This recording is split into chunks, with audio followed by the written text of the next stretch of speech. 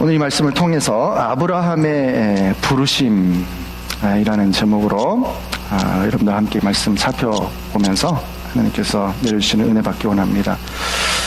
아브라함을 모르시는 분은 아마 여기 없으시리라고 믿습니다. 여러분이 얼마나 많이 읽으셨을 것이고 또 많은 설교를 또 들으셨을 것이고 또 많이 알고 계실 줄 압니다. 아브라함에 관해서. 아브라함은 참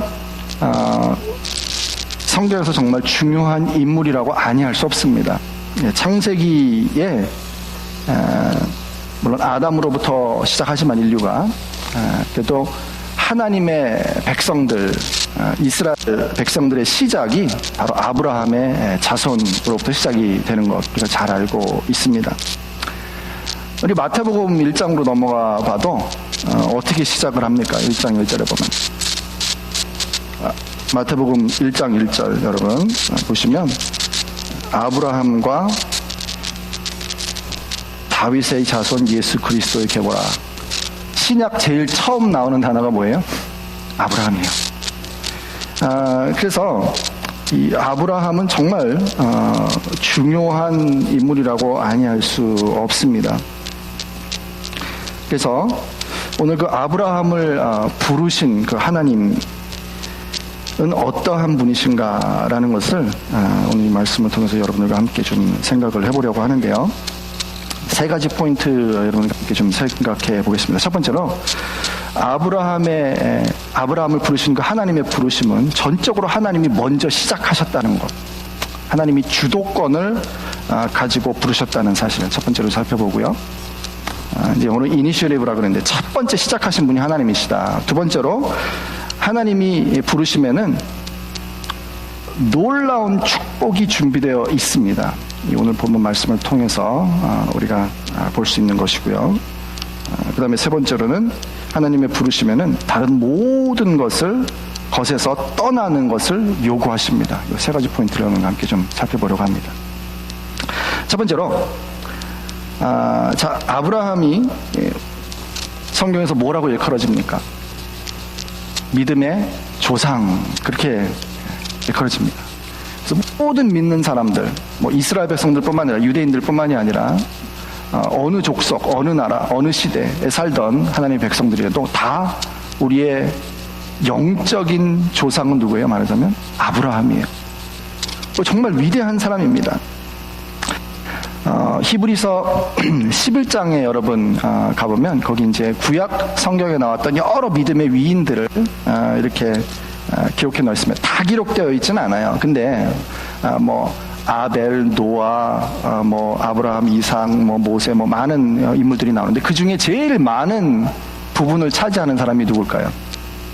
이미 눈치 빠르신 분들은 다 아시겠지만 아브라함입니다. 히브리서 11장에서 가장 많은 절수를 할애한 인물은 아브라함입니다.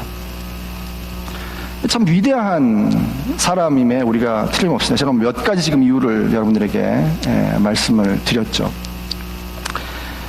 그래서 모든 믿는 사람들의 조상이 아브라함인데, 그러니까 우리가 아브라함 진짜 훌륭한 사람인 거면 틀림없는 것 같다, 이렇게 여러분이 생각하시고, 맞습니다. 일면 아브라함이 훌륭한 사람 맞습니다. 그런데 우리가 성경을 볼 때 아마 이 얘기는 제가 아마 많이 앞으로도 반복하게 될 얘기 같아요. 성경을 볼 때 성경을 어떻게 이해하느냐가 굉장히 중요합니다. 성경은 하나님께서 위인전으로 우리에게 주시지 않았어요. 훌륭한 사람들의 예들이 이렇게 많이 나오니까 이 훌륭한 사람들을 보고 이 훌륭한 사람들처럼 되어라 라고 주신 책이 아닙니다. 아브라함처럼 되자, 다윗처럼 되자, 바울처럼 되자, 우리가 그렇게 얘기할 수 있는데요. 아까 제가 히브리서 11장 말씀을 드렸죠. 거기 믿음의 선진들을 쭉 나열하고 나서 우리가 항상 그 말을 하면 끝까지 들어봐야 된다 그러죠. 처음에 칭찬으로 시작했다가 나중에 말이 확 바뀌는 수가 있어요. 이제 그런 것처럼 히브리서 11장도 그렇게 여러 선진들의 좋은 믿음의 그런 행적들을 마치 본받으라고 하는 것처럼 말씀하는 것 같은데, 12장으로 그걸 쭉 넘어가서 11장이 다 끝난다고 12장에 넘어가면 이런 말씀이 나옵니다. 히브리서 12장 1절에 보면 이러므로 우리에게 구름같이 둘러싼 허다한 증인들이 있으니, 증인들이에요, 여러분. 증인들은 주인공이 아니에요. 그죠? 그 사람들은 다 증인들이에요. 증인들이 있으니 모든 무거운 것과 얼매기 쉬운 죄를 벗어버리고 인내로서 우리 앞에 당한 경주를 하며, 그 다음에 2절이 정말 중요한 겁니다. 초점은 어디 있다고요? 믿음의 주요 또 온전하게 하시는 이인 예수를 바라보자. 이게 결론입니다. 성경에서 정말 하나님이 이 모든 사건과 인물과 모든 것들을 통해서 하시고 싶은 말씀은 딱 한마디로 요약됩니다. 훌륭한 믿음의 위인들처럼 되라가 아니라 예수 그리스도를 믿으랍니다. 그게 복음입니다, 여러분. 우리 오늘 새벽에도 살펴봤는데 하나님께서 어떠한 사람이든지 이 사람이 훌륭하니까 이 사람처럼 돼서 구원받으라 라고 준 사람이 없어요, 세상에. 딱 천하 인간의 구원을 얻을 만한 이름은 한 사람밖에 없습니다. 누굽니까? 예수 그리스도입니다. 그래서 그 어떠한 훌륭한, 제가 결코 아브라함을 무슨 이렇게 깎아내리거나 또는 무슨 다윗이나 어떠한 신앙의 위대한 훌륭한 인물을, 그분들을 깎아내리려는 의도가 전혀 없습니다. 하지만 우리가 이 점은 분명해야 합니다. 성경의 초점은 결코 사람에게 있지 않습니다. 그 사람이 아무리 훌륭한 인간이라고 하더라도, 아무리 믿음을 잘 지키고 아무리 신실하고 아무리 우리가 본받을 만한 점을 많이 가지고 있는 사람이라고 할지라도 우리는 그 사람을 본받아서 구원을 받을 수 있는 것이 아닙니다. 우리는 예수 그리스도를 통해서 구원을 받습니다.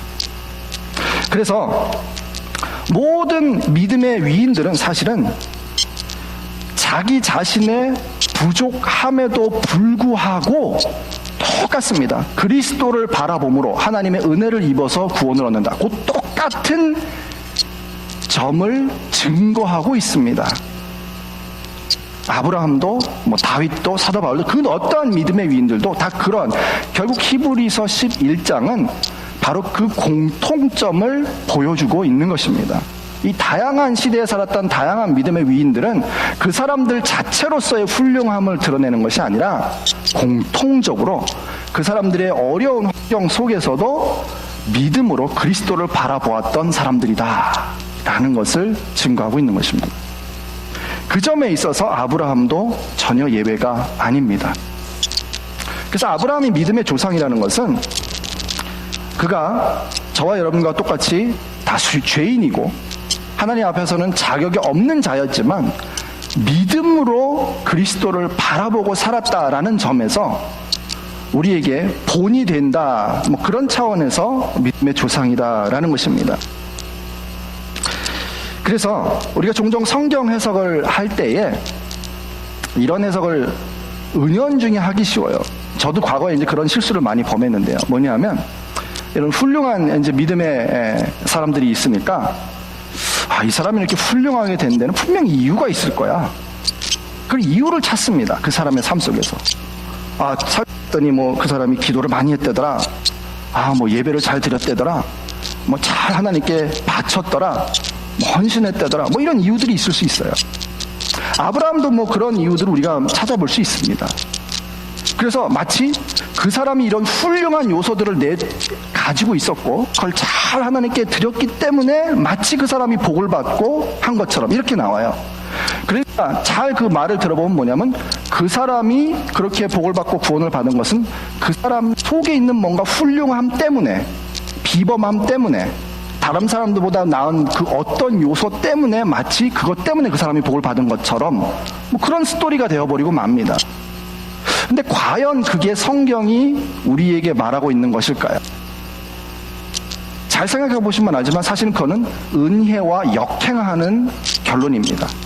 은혜는 자격이 없고 그렇게 마땅히 받을 만한 이유가 없는 사람에게 내려주시는 하나님의 호의거든요. 근데 이유가 있어서 하나님이 줬다면 그건 좀 은혜가 아니잖아요. 그 사람이 훌륭함 때문에 받은 거잖아요. 그렇지 않을까요? 이 굉장히 사실 성경 해석의 중요한 부분입니다. 아브라함이 훌륭함이 있다면 그 사람 자체의 어떤 훌륭함이 가지고 있었던 하나님이 부르심이 먼저라는 겁니다. 이게 첫 번째예요. 그래서 가장 먼저 나와야 되는 것은 뭐냐면 하나님의 부르심입니다. 하나님이 부르셨기 때문에 아브라함은 하나님의 부르심에 순종해서 그가 하나님께 헌신하는 삶을 살 수 있었고 하나님께 드리는 삶을 살 수 있었고 기타 다른 모든 성경의 위인들도 마찬가지고 저와 여러분들도 마찬가지입니다. 우리 속에 뭐 어떤 남들은 하나님을 사랑하는 어떤 요소가 있고 남들보다 하나님을 더 열심히 섬기려는 열정이 있고 뭐가 있고 그래서가 아니라 그것 때문에 우리가 보호를 받고 그것 때문에 우리가 구원을 받고 그것 때문에 우리가 훌륭해진다면 이거 뭔가 순서가 뒤바뀐 거예요. 가장 먼저 와야 되는 것은 하나님의 부르심입니다. 하나님의 주권적인 선택입니다.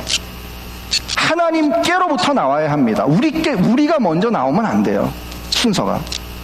그래서 하나님께로부터 모든 것이 나온 것입니다. 그게 진정으로 은혜가 은혜되게 하는 것입니다. 자, 그래서 아브라함이 이렇게 훌륭한 믿음의 조상이라서 사실은 유대인들은 이걸 굉장히 뭐 어느 나라든지 마찬가지인데 영웅을 만들고 싶어 하는 그런 심리가 있어요. 사람들이. 누가 뭐 훌륭하다 그러면 그 사람이 왜 이렇게 훌륭할 수밖에 없는가라는 걸 열심히 캐고 막 어떤 때는 막 불려서 얘기를 해가지고 아주 영웅을 만드는 걸 좋아합니다. 사람들이.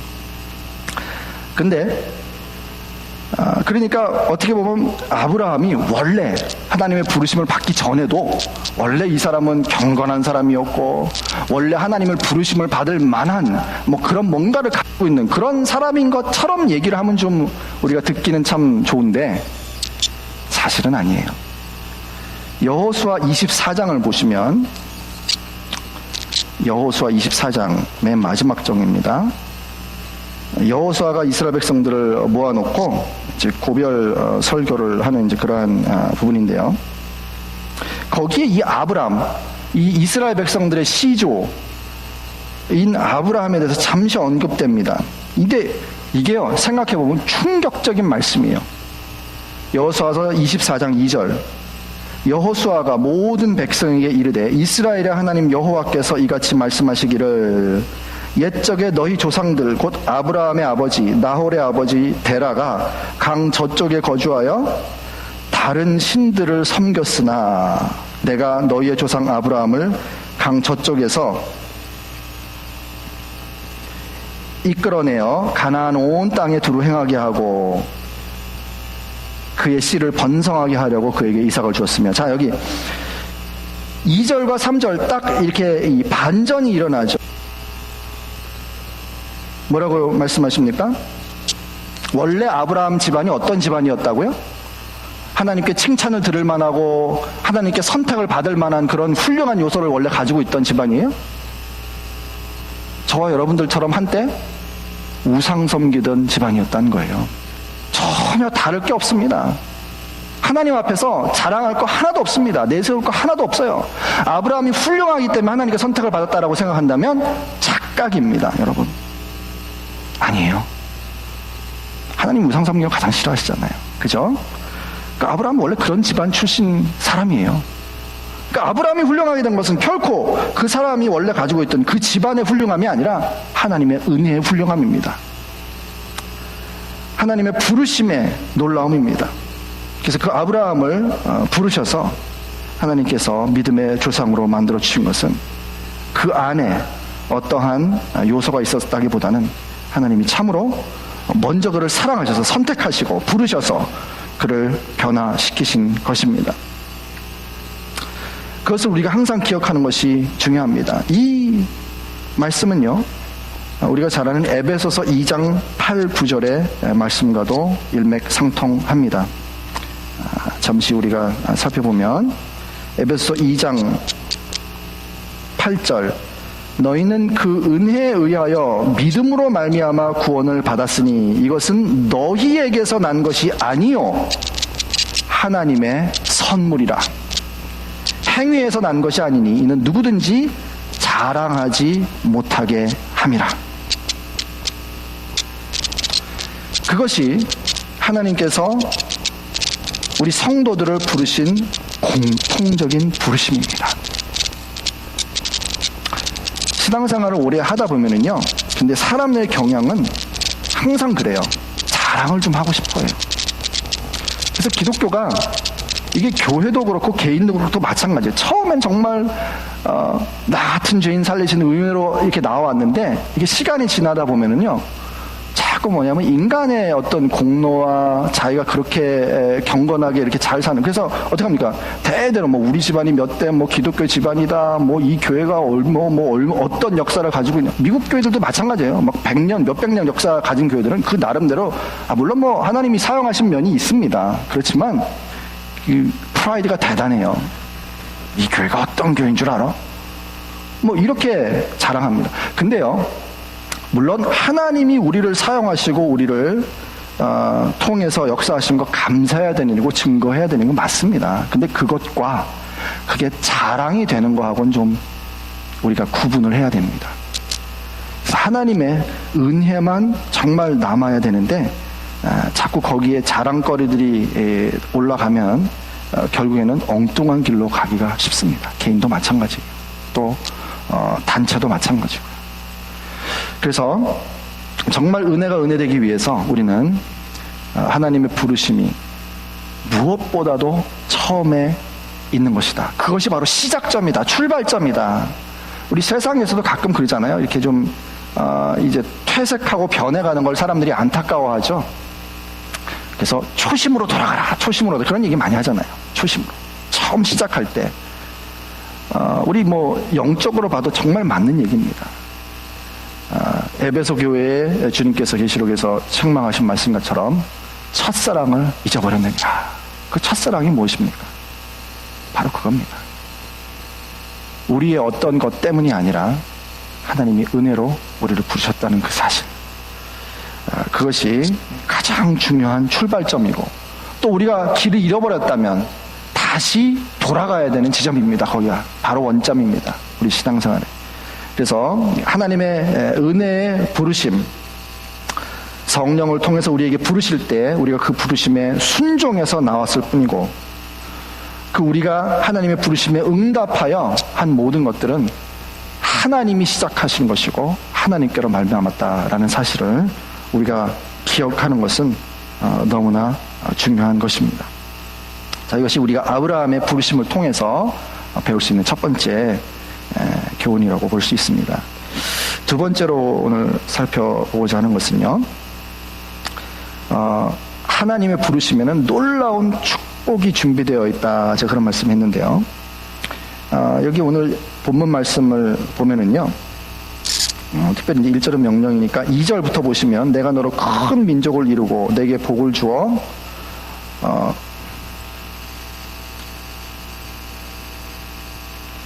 내 이름을 창대하게 하리니 너는 복이 될지라. 너를 축복하는 자에게 내가 복을 내리고 너를 저주하는 자에게 내가 저주하리니 땅의 모든 족속이 너로 말미암아 복을 얻을 것이라 하신지라. 계속 하나님께서 무엇을 하실 것을 여기 말씀했는데, 사실 영어 성경을 보면 이게 헛헛하게 나옵니다. 여러분, 여기 2절과 3절을 보면 I will 이라는 말이 몇 번 반복됐나 한번 보십시오. 최소한 4, 5번, 6번이 반복됩니다. 우리가 어떨 때 이 말을 쓰죠, 여러분이? I will do something. 그 얘기는 뭐냐면 의지를 말합니다. 내가 무엇을 하겠다라는 내 의지를 표현할 때 우리 그렇게 말을 하지 않습니까? 근데 우리 사람은 뜻과 의지를 품었다가도 못하는 경우도 많죠. 그러니까 우리가 본의 아니게 실언을 할 때가 많습니다. 이거 할 거야 이래놓고 못하게 되는 경우가 있는데, 자, 이게 지금 여기 I will인데 이 I가 누굽니까? 누구죠? 여기 I가? 내가 1인칭 하나님이십니다. 그러면 전능하신 하나님께서 내가 이것을 하겠다라고 하시면 어떻게 되죠? 반드시 하십니다. 우리는 계획과 실제로 드러나는 결과가 100% 일치할 수가 없어요. 제가 아까도 말씀드렸지만 우리 지혜의 한계, 능력의 한계, 또 다른 뭐 사건이 일어나고 이래서 우리가 계획했던 일을 100% 이루어가는 사람은 없습니다. 여기 그러신 분 계세요? 여러분, 계획하는 일을 100% 여태까지 이루면서 살아오신 분 100%는커녕 아마 50%도 안 될걸요. 그게 인간이에요. 근데 하나님은 작정하시면 이루시는 분입니다. 하나님은 하시겠다고 하시면 반드시 성취하시는 분입니다. 그래서 하나님께는 계획과 성취가 동일합니다. 그래서 우리가 약속을 믿는 거예요. 하나님의 약속을 믿는 것은 하나님은 한번 말씀하시면 성취하시는 분입니다. 절대로 말씀만 하시고 이루시지 않는 법이 없습니다. 그래서 우리는 하나님을 정말로 100% 신뢰할 수 있습니다. 근데 하나님이 계획하시고 이루시는 우리 인간적으로 볼 때는 이 시간이 있어요. 이게 어떤 때는 좀 빨리 이루어질 때가 있고 어떤 때는 이게 좀 오래 갈 때가 있어요. 우리 성경에는 지금 아브라함 얘기를 했지만 아브라함에게 약속하신 이루는 데는 최소한 한 400~500년이 걸렸잖아요. 이스라엘 백성들을 애굽 땅에서 이끌어내는 그 약속을 지키시는데. 그러니까 사람이 볼 때는 그렇게 오래되면 잊어버렸나 보다, 안 되나 보다 이렇게 생각하는데 우리가 하나님께는 그렇지 않습니다. 하나님은 몇천 년이 지나도 반드시 이루십니다. 그래서 하나님은 신실하신 분인데요. 자, 아브라함에게 참 놀라운 것은요, 여기 2절부터 지금 3절에 나오는 말씀이 잘 보십시오. 다시 한번. 내가 이렇게 하면 내가 너를 복줄 것이다. 이런 조건 형태로 되어 있습니까? 여기 지금 나오는 게. 아브라함아, 내가 내 말 잘 듣고 잘 순종하면 내가 너로 큰 면적을 주고 내게 복을 주어 내 이름을 창대하게 하고 너는 복이 되고 축복하는 자에게 복을 주고 저주하는 자에게 저주를 주고 이렇게 돼 있어요? 여기 조건이 붙어 있습니까? 안 붙어 있습니까? 있습니까? 없습니까? 보셔야 돼요. 절 보시지 말고 말씀은. 없어요. 이게 놀라운 점이에요. 하나님이 선택하신 데는요, 조건이 있어요, 없어요? 예? 없습니다. 이게 하나님의 부르심의 놀라운 점이에요. 그래서 에베소서 제가 자꾸 이제 왔다 갔다 하는데요. 사도 바울이 이제 예정 또는 선택의 교리를 이제 에베소서를 통해서 잘 이제 기록을 해놨는데요. 에베소서 1장에 보면 우리 택한 백성들, 즉 하나님이 구원하시기로 택한 백성들에게 약속한 축복이 나옵니다. 사도 바울은 그것을 찬송으로 시작하고 있어요. 1장 3절, 에베소서 1장 3절입니다. 찬송하리로다 하나님 곧 우리 주 예수 그리스도의 아버지께서 그리스도 안에서 하늘에 속한 모든 신령한 복을 우리에게 주시되. 자, 여기도 뭐 쭉 나오지만 여기 어떻게 했어요? 우리가 순종하고 기도 열심히 하고 순종 잘하면 그렇게 조건이 붙어 있습니까? 복을 주시고, 잘 못하면 좀 생각해 보시고 안 주시고 이렇게 되어 있습니까? 이거 다 끝난 겁니다. 무슨 말이냐면 창세전에 하나님이 선택했다라는 것은 이미 끝까지 받을 복을 100% 완벽하게 하나님이 개런티 하시는 거예요. I will bless them. 끝난 겁니다. 이거는 끝난 거예요. 이미 그리스도 안에서 받은 것입니다. 여러분, 이건 결코 우리에게 우리 눈앞에서 이루어지지 않았다고 해서 앞으로 주실까 말까 내가 하는 거 봐서. 우리 사람들이 그러잖아요. 아이들이 달라고 자꾸 조르면 부모들이 가끔 그러잖아요. 너 하는 거 봐서 이러잖아요. 말 잘 들으면 주고 안 들으면 좀 생각해 봐야겠다. 그게 아니에요. 아브라함에게도 또 우리 모든 성도들에게도 하나님께서는 그렇게 조건적으로 복을 주시는 분이 아니에요. 줄까 말까 너 하는 거 봐서 순종 잘하면 내가 주고 기도 열심히 하면 내가 주고 또 다른 거 헌신 잘하면 내가 주고 안 그러면 안 줄 거야. 그런 분이 아니라니까요. 물론 이걸 잘 이해하셔야 돼요. 혹시라도 오해하시면 안 되는데, 자, 중요한 것은 그래서 무조건적으로 하나님이 선택한 자들에게는 복을 주실 것이고, 또 그러니까 사실 하나님이 주실 것이라는 하나님의 약속은 뭐예요? 이미 받은 것과 다름이 없습니다. 그래서 성경에는 많은 이제 구약의 예언들도 완료 형태로 되어 있는 게 많아요. 왜 그러냐면 아직 이루어지지 않았는데 이미 마치 이루어진 것처럼 표현합니다. 왜? 하나님께는 차이가 없어요. 사실은 우리의 시제는 현재, 과거, 미래는 우리 인간들이 가지고 있는 건데, 하나님께서는 시간을 초월하시고 또 한 번 약속하시고 한 번 말씀한 것은 반드시 지키시는 분이기 때문에, 하나님이 한 번 약속하셨다, 한 번 말씀하셨다, 그건 이미 끝난 겁니다. 말하자면 더 이상 그거 가지고 왈가왈부할 것이 없습니다. 이게 바로 하나님이 하나님의 백성들에게, 택한 자들에게 약속한 축복인 것입니다. 그래서 여기 아브라함에게 하나님께서 내가 너로 큰 민족을 이루고 내게 복을 주어 내 이름을 창대하게 하리니 너는 복이 될지라. 너를 축복하는 자에게 내가 복을 내리고 너를 저주하는 자에게 내가 저주하리니 땅의 모든 족속이 너로 말미암아 복을 얻을 것이라 하신지라. 사실요, 이 내용을 보면은요, 지금 뭐 자세하게 이걸 다 살펴볼 시간은 없는데, 그냥 이렇게 우리가 표면적으로 지금 2절, 3절의 말씀을 여러분이 보시더라도 이 복이 그냥 보통 복인 것 같으세요? 예? 그냥 소위 우리 요즘 식으로 뭐 비즈니스가 소위 대박이 나서 여러분 무슨 뭐 큰 돈을 버는 뭐 그 정도의 축복 같이 보이세요, 이게 지금? 예? 내가 큰 민족을 이루어서 복의 근원이 되게 하고, 그다음 특별히 이제 맨 마지막에 너로 말미암아 땅의 모든 족속이 복을 받는다. 이게 도대체 무슨 복이죠?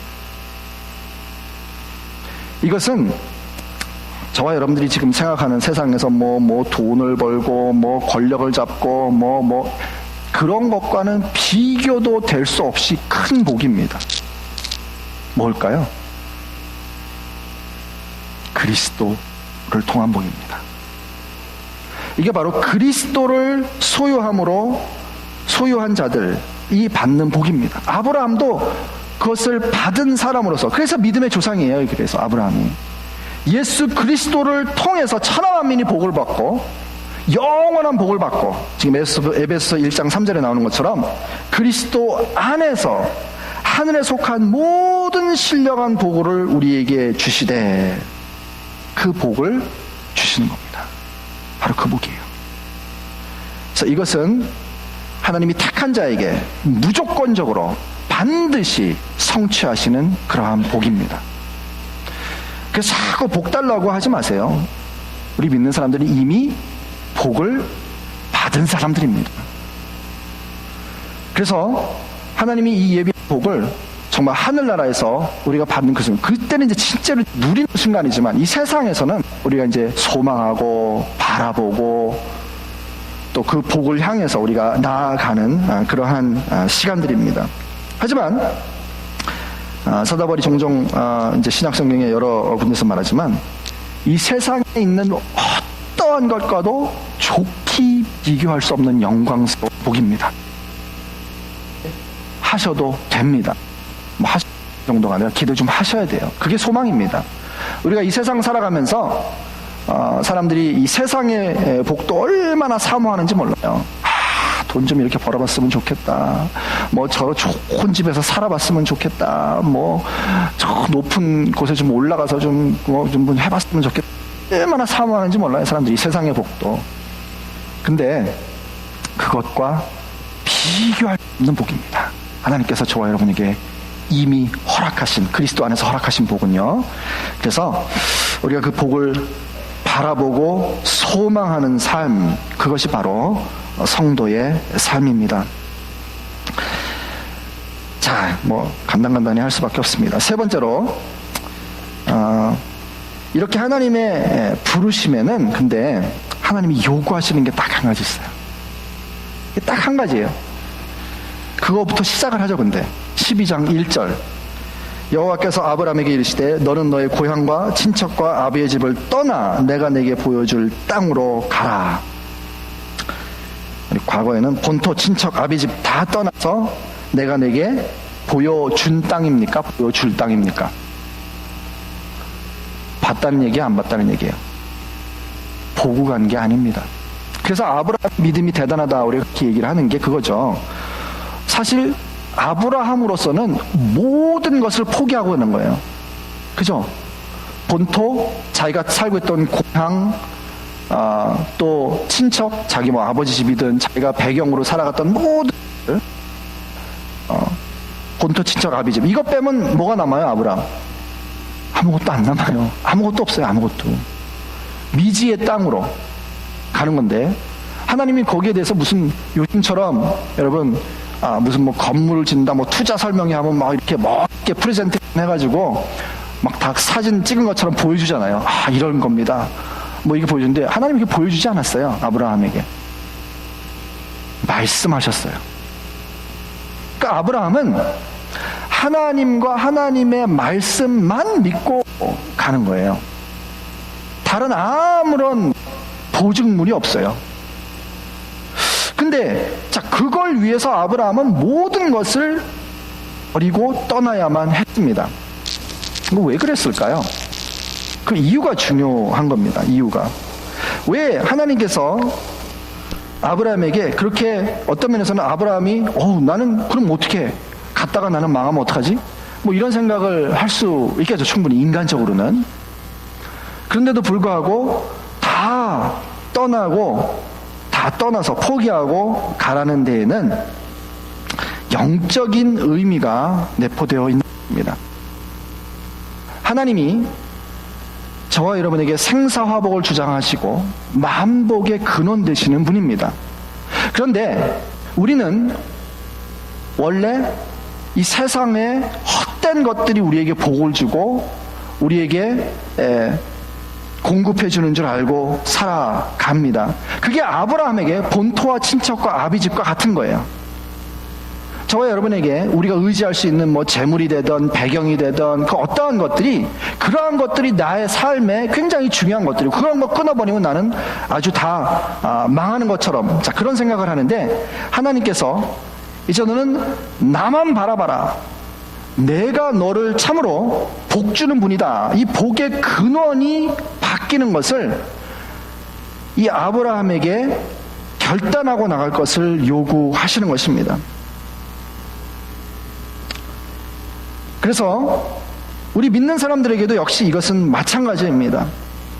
우리가 의지하고 살던 이 세상의 그 어떠한 것이라도 예수를 믿은 다음부터 하나님이 떠나기를 요구하십니다. 하나님이 요구하시는 그거 한 가지밖에 없어요. 저와 여러분에게. 그래서 이제는 우리에게 사는 것이 이 세상의 어떤 안정된 뭐 직장이라든지 돈이라든지 명예라든지 권세라든지, 또는 뭐 과거 같은 뭐 그 지위 같은 게 있죠. 뭐 귀족이라면 뭐 귀족이라든지 왕족이면 왕족이라든지 뭐 예를 들어 이런 거. 그러한 모든 인간적인 그 사람의 모든 삶을 지탱해 주는 듯한 그런 모든 요소들을 다 끊어버리기를 원하십니다. 왜? 이제 사는 것이 오직 하나님께 있기 때문에. 그게 바로 우리 성도들에게 하나님이 요구하시는 거예요. 이스라엘 백성들을 애굽에서 하나님이 이끌어내실 때 하나님이 10가지 재앙을 내려서 애굽에서 해방시켜 줍니다.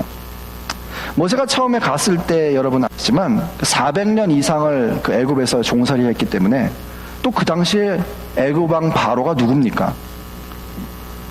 그 당시에 세계에서 가장 강한 나라고 가장 위대한 왕입니다. 바로. 근데 이스라엘 백성은 일개 종살이하는 그냥 족속들이에요. 인간적으로 봤을 때 그 종살이하는 이스라엘 백성이 애굽에서 빠져나올 수 있는 확률은 얼마나 될까요? 0%입니다. 나올래야 나올 수가 없어요. 누가 도와줍니까? 그 노예들이에요. 뭐 무기가 있는 것도 아니고, 자기들이 정치적인 세력을 형성한 것도 아니고, 외부에서 어떤 세력이 도와주는 것도 아니고, 인간적으로 벌써 가망 없습니다. 근데 하나님께서 능력의 팔로 내 백성 내라 이렇게 바로에게 가서 말하니까 바로가 우스웠죠. 처음에. 아이고, 여호와가 누구간데 지금 나한테 이래라 저래라 명령을 해. 내가 누군데, 내가 이 세상을 호령하는 바로야, 그렇게 생각했어요. 근데 어떻게 됐습니까? 하나님이 10가지 재앙은 바로 네가 이 세상을 움직이는 왕이 아니라 내가 왕이다라는 것을 보여주는 것입니다. 그 10가지 표적은. 자, 그래서 이스라엘 백성들을 끌어냈습니다. 애굽에서 종살이하는 데서 끌어냈는데, 참 재미있는 사실이 있어요. 이스라엘 백성들을 구원하는 데는 상대적으로 굉장히 짧은 시간입니다. 그죠? 모세를 보내서 하나님께서 10가지 재앙을 내려서 홍해를 가르고 끝내내신 것은 굉장히 짧은 기간 안에 끝내냈어요. 그런데 이스라엘 백성들이 40년을 광야에서 방황하는 기간이 있어요. 왜 이렇게 40년 동안 하나님이 이 광야에 놔두셨을까? 어떤 분이 이렇게 표현을 했어요. 이스라엘 백성들을 구원하는 데는 아주 짧은 시간이 걸렸지만 그들 마음 속에 있는 애굽을 끄집어내는 데는 40년도 부족했다. 그래서 우리 신앙생활이 그렇습니다. 우리를 구원하는 거, 중생하는 거는 순간적입니다, 여러분. 예수 그리스도의 복음을 믿고 예수님을 영접하면 우리는 하나님의 아들이 되는 권세를 즉시 받습니다. 그죠? 그 시간 오래 걸리지 않아요, 여러분. 뭐 몇 년씩 기다려서 그렇게 되지 않습니다. 예수님을 영접하면 즉시 우리 구원을 받습니다. 그런데 이 구원받은 사람들의 마음 속에 아직도 뭐가 있어요? 세상을 의지하는 마음, 이스라엘 백성처럼 무슨 일만 생기면 애굽이 좋았는데, 애굽에서는 왜도 먹고 부추도 먹고 뭐 고기 가마 곁에 있었는데, 이러면서 그 애굽을 사랑하고 애굽을 의지하고 애굽이 마치 자기의 삶을 지탱시켜주고 자기에게 복을 주는 그런 존재와 같이 생각되는 그 끈은 쉽게 끊어지지 않습니다. 근데 하나님은 그것을 끊어나가기를 원하십니다. 그게 바로 우리가 이 세상에서 성화를 이루어 나가는 삶입니다. 그게 아브라함에게 하나님이 요구하셨던 거예요. 부르시고 본토와 친척과 아버지 집을 떠나라 라는 거예요. 너를 살리는 거는 너 가족이 아니고 너의 아버지가 아니고 너의 본토와 친척과 아버지 집이 아니라 이제 나다. 내가 너를 복주는 분이고 내가 너를 살리고 내가 너를 인도하여 천하 만민이 너로 인하여 복을 얻도록 하겠다. 하나님이 말씀을 하셨어요. 그래서 복의 근원이 바뀐 것입니다. 그래서 오늘날 우리가 아브라함의 믿음의 후손들로서 이 동일한 하나님의 부르심을 받았다면 이 세 가지를 여러분이 기억하시기를 바랍니다. 여러분의 삶 속에 업이 다운이 있고 그렇죠. 좀 잘 섬길 때가 있고 못할 때가 있는데, 자, 우리의 그 부족함과 연약함과 이게 여기에 딸려 있는 뭐예요? 시작하신 분, 부르신 분이 하나님이시고 그 하나님의 부르심은 결코 후회함도 없고 실패함도 없고 그 부르심이 끝까지 분들을 구원하실 것입니다. 자, 그것을 믿으시고요. 그 다음에 하나님의 부르심에는 반드시 약속된 축복이 있습니다.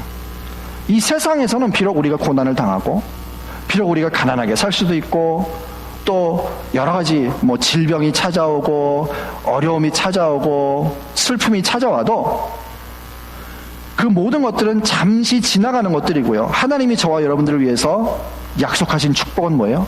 이렇게 아브라함에게 하나님이 내가 줄 것이다, I will, 그렇게 말씀하셨듯이 그리스도 안에서 신령한 복으로 복 주시되 그것은 이미 받은 복으로 믿으시기 바랍니다. 그 다음에 세 번째로 하나님의 부르심에는 우리가 이 다른 모든 것, 하나님 이외에 의지하고 하나님 이외의 것으로부터 우리가 복받고 의지하고 살아가는 그 모든 것들을 끊어버리기를 요구하신다는 것입니다. 그래서 우리가 아브라함의 부르심을 통해서 저와 여러분의 이 부르심을 다시 한번 확인하고 우리가 거룩한 부르심을 받은 사람들로서 합당하게 살아가는, 부르심에 합당한 삶을 살아가는 저와 여러분들 되시기를 바랍니다. 기도하겠습니다.